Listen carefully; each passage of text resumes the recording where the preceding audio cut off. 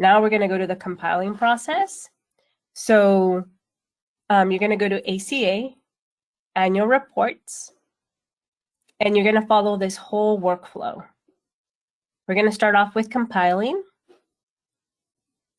Okay, so this window allows you to use different options depending on how you want to compile. And what each of these checkboxes does is reviewed in our documentation. So on page 12 of our how to file ACA records, you'll see the description of each of these checkboxes and what they do and examples as well. So I'm going to start off with the monthly method. So we're going to enter our tax year. The first time we do it, we want to do it for all employees. And most of the time, so I'll show you which of these checkboxes apply to monthly.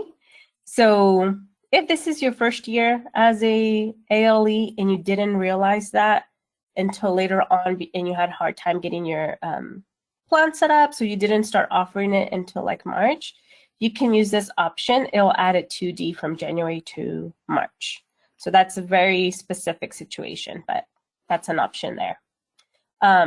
With monthly, the most used checkboxes are these. Use 2D for incomplete waiting periods and use 2D when status changes to part-time. So the program is very technical when it comes to when to use the 2D code because it's following the instructions from the IRS. Very technically, a 2D code is used when an offer is made. That triggers the waiting period. So if you have an employee who worked full-time hours, technically was in a waiting period, but you did not make an offer, you didn't enter it into the system, the program is not going to add a 2D. But if your policy is that had he not left, you would have made that offer, then you can use this checkbox and the program will add a 2D code for those months where the employee did work full-time, but we don't have an offer for. And it only is going to apply for like the first 2 to 3 months. The second one here is use 2D when the status changes to part-time. So maybe you had an employee who had full-time hours, triggered the waiting period, and then went into part-time hours, then again full-time. So the program will add the 2D code for that time period. So normally, if that's your policy, you would want these two selected. The program is going to add the 2D code so that you don't have to do it manually. Okay. The other ones are optional. So this one here is up to you. So this one here, declines do not override to B2D.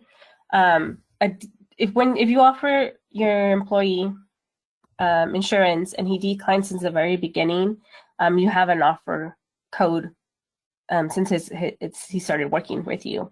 Some months can be he's working part-time. Some months could be his waiting period in the beginning of when he started working for you. So the decline code is the default code when those 3 are an option. So if you don't like the decline code and you want to show the 2B because he's part-time or 2D because he's in a waiting period, you want to select this checkbox. It's preference. The 3 codes are okay. It's up to you which ones you want to offer. And then the other code or option that we have here is also preference. So 2D does not override 2B. Maybe you want to be very specific and you just want to show the IRS, I didn't make an offer because he was part-time that month. That will show 2B instead of 2D when both codes are applicable. Okay. So the other option here that's selected by default is use 2G with 1A on declines. So typically we see the 2G code being used with 1A. Sometimes the 2G, sometimes the 2H or 2F is used with 1A, and that can be a problem. I encourage you to refer to your broker to see which combination you should use. If this is not selected, the program, if it sees a 1A, is going to use whatever you have on your safe harbor code set up on the category. Otherwise, it would want to change it to a 2G. Okay. The other option that applies to the monthly and to the lookback actually is to treat outstanding applications as declines. So if you have an employee who you made an offer to and he just did not turn in his application, if your policy is that a no answer equals a decline, you can use this checkbox. So an application not returned looks like this. So we're going to go to one of my employees, health benefits. And then let's say I made an offer to this employee on February 21st, 2024, and he did not return the application. You can select that there. That records that you made your offer.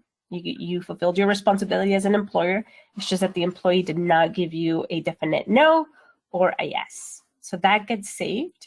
So this column, application not returned, applies to this so that you can see that that record, you actually did offer it. The employee just didn't tell you whether it's a decline or whether you had coverage.